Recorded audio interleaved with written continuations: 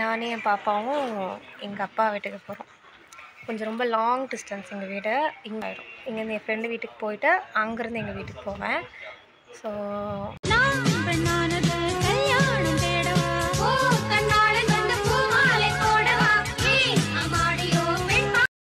ஒரு ஹாய் சொல்லிவிடு.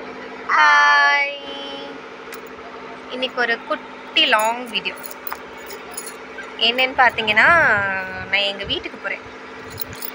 ஒரு வருஷத்தில் ஒரு 10 days 15 days மட்டும்தான் போயிட்டு வருவேன். அதுக்காக இந்த மந்த் வந்து நாங்கள் கிளம்புறோம். இதுக்கு வேறு ரீசனும் இருக்குது. எங்கள் பெரியப்பா வந்துட்டு இறந்துட்டார் 2 weeks முன்னாடி. 2 weeks முன்னாடி. ஸோ நான் போயிட்டு வந்துட்டேன். இப்போ வந்து 16ஆம் காரியம் வந்துட்டு செய்யணும். ஸோ பொம்பளை பிள்ளை கணக்குக்கு நானும் போகணும். ஸோ அதனால தான் இன்றைக்கி நாங்கள் கிளம்புறோம். சரி, போகிறதோட அப்படியே அப்பா வீட்டில் ஒரு 10 days கிட்டே இருந்துட்டு வரலான்னு ஒரு பிளான் இருக்குது. போயிட்டு தான் கன்ஃபார்மே நான் பண்ணுவேன்.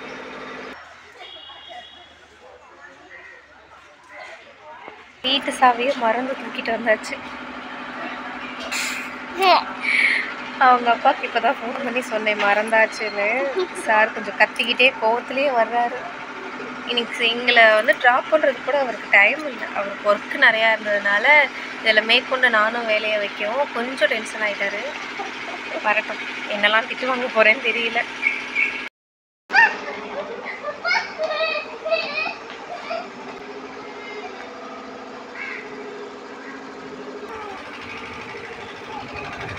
பண்ணுறது அப்போ தான்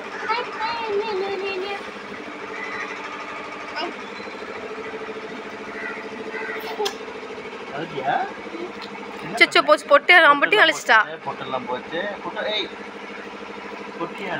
என்னங்க, சாரி.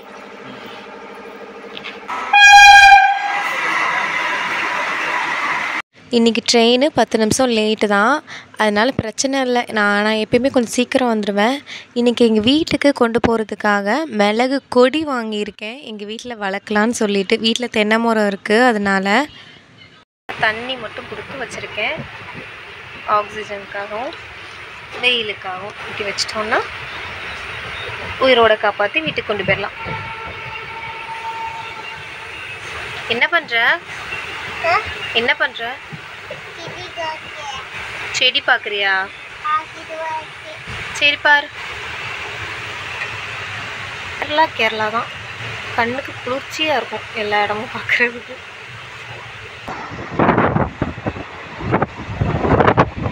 வீட்டுக்கு போகிறதுக்கு எப்படி 9 மணி ஆயிடும் நைட்டு. அது வரைக்கும் பாப்பாவை வந்துட்டு கொஞ்சம் பிரிஸ்காக வச்சுக்கணுங்கிறதுக்காகவே நோட்டு பேனாக கொண்டு வந்திருந்தேன். இது அடுத்த நாள் காலையில். ஸோ நைட்டு நான் ரீச் ஆகும்போது ரொம்ப டயர்டுங்கிறனாலேயே ஒரு பாதிக்கு மேலே நான் வீடியோஸ் எதுவுமே நான் எடுக்கலை. காலையில் எல்லோரும் சேர்ந்து இன்றைக்கி சண்டேங்கிறனால நான்வெஜ் வாங்கலாம்னு சொல்லிட்டு கடைக்கு போயிருந்தோம். எப்பயுமே அவள் தான் சமைப்பா. சரி, இந்த டைம் வந்துட்டு நான் சமைக்கலான்னு சொல்லி சிக்கன் வாங்கலாமான்னு சொல்லி கூப்பிட்டு போயிருந்தேன்.